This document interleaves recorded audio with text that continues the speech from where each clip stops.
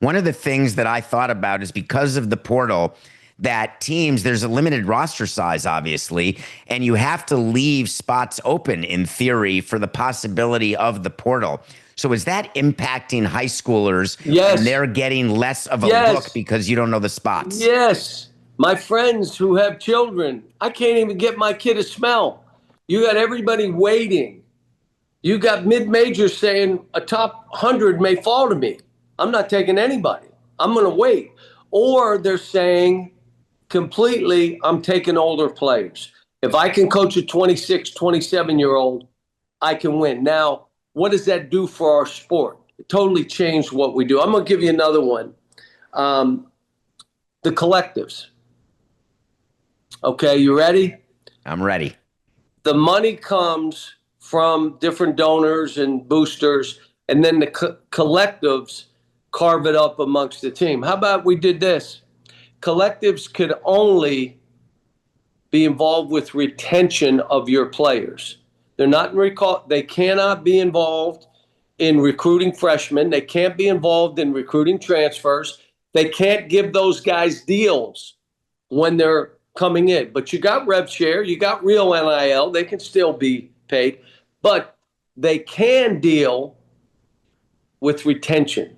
So the players that want to come back, they can now jump in and add money to those guys. So I worry about the tampering in that case because you'd have players, the collective would be incentivized to get to players before they choose to say, listen, you're a year out, but we have a pot of money here. It's retention money, but we're going to allocate you 400 grand from this. Wink, wink, don't you worry.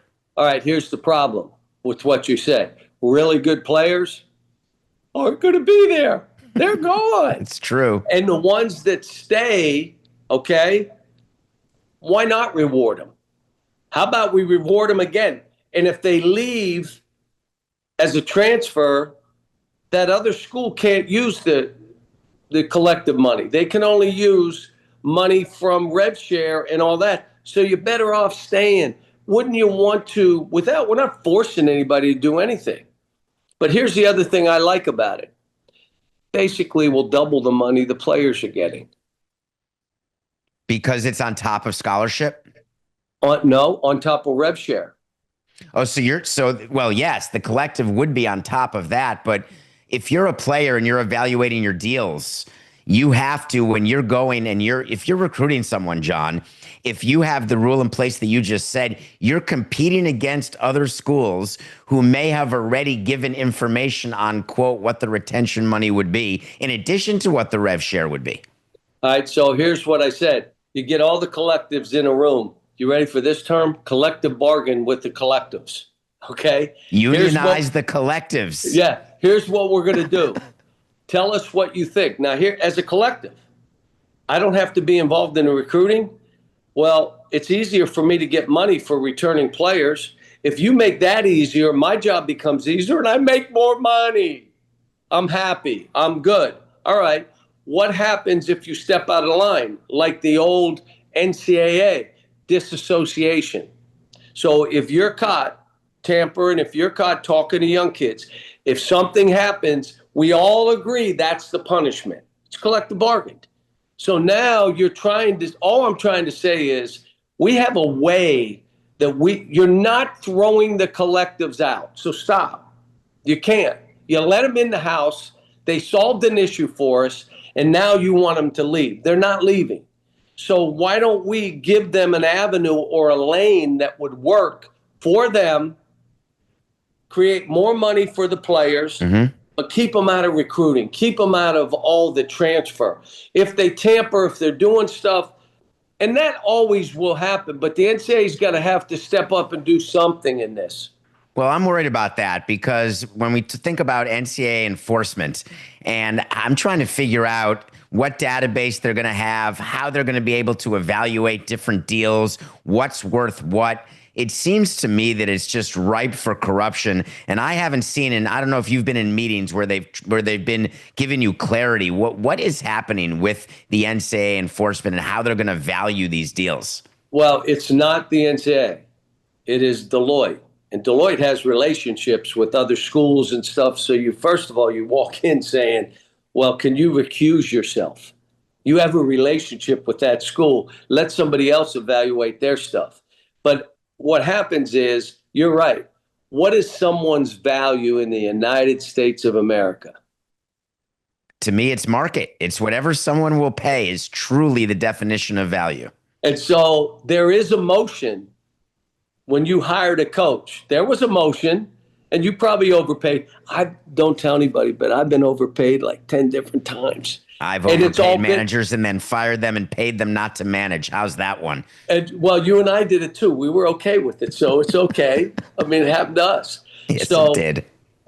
So I would tell you that it's going to be hard, and that's why I say keep that within the recruiting and all that. Let these other collectives deal in retention, and it could be looser. It doesn't have to be that way. It could be more on emotion. And they could, but you're going to double the money for the players. You're going to keep things more in check. Now, here's the bad thing in what I just said. There are schools that have more rev share money than we do. There's a school in our league that has over double what we have in the SEC. There are teams in other leagues that do not have football that have maybe triple what we have. The other thing that happens is the ACC, there's some schools that are making almost triple what today they announced North Carolina's rev share is $7 million. It was announced by Bubba Cunningham. So how do you get within that? But that just makes me, when we were competing, I was a small payroll team for 18 years. We had to compete against the Yankees. We beat them in the World Series.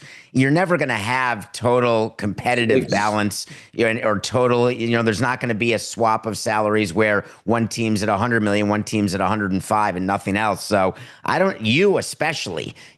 assume that doesn't get in the way of your competitive juices, your ability to win. No.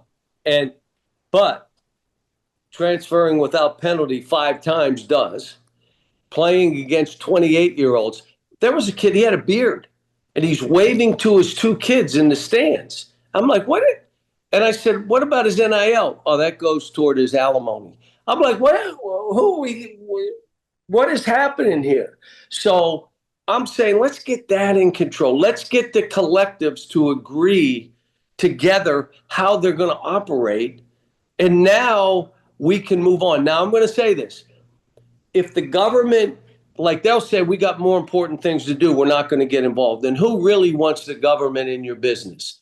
Unless there's no other choice. Depends what the business is. That most would say 99.8% would say we don't want them near us. But this one, you end up without government intervention in what I just talked about, maybe codifying the deal that they did, okay? Maybe some safe harbor against state attorney generals that are suing the NCAA. Well, they can't do that government stuff. So, but here's what happens. If you don't, you're going to have to cut sports. If we don't have that. Second thing, Olympic sports are going to get hit, and so are the women. Title IX. I mean, it's going to. How about this one? Do you really want to see 2 leagues, 50 schools, 60 schools, 2 leagues come together and say, we're just doing our own thing? Do you want to see that? How about this? Do you want to wipe out all those mid-major programs that go in the NCAA tournament and do well? Hold on. If you're not in that 50, because your football's not strong enough, we're talking about teams that have won national titles in baseball and basketball, and you may be out, and it may be your school. If you talk SEC and Big Ten and a few other schools, who would be out? You and I could name 20 schools and say they can't have them out. Well, they Well, can't it's the have them out. concept of the Super League. And, they tried that over in Europe, and there's talk. Obviously, listen, we read about it every day with the NCAA. We talk about it within baseball owners' meetings back when I was there. The concept of the Yankees, you need us. What are you going to play the Red Sox for 162 times a year? It's not, ESPN would have liked that. But other than that, it would not have worked well. But you're against expansion of the tournament, aren't you? Yes. And so I'm trying to wrap those two concepts in my head, because one of the benefits, obviously, of expansion is more money split amongst more schools who, when on the bubble, would actually have more of an opportunity. You'd create a different bubble, but it would be lower down. So speaking on both sides of the issue, why would you not want more schools to have the opportunity to get a piece of what would certainly be a bigger pie? Do you like how the World Series is played? Would you want to make wholesale changes with the World Series? Would you want to add more games to it? Would you want to subtract games from it? Don't mess with the World Series.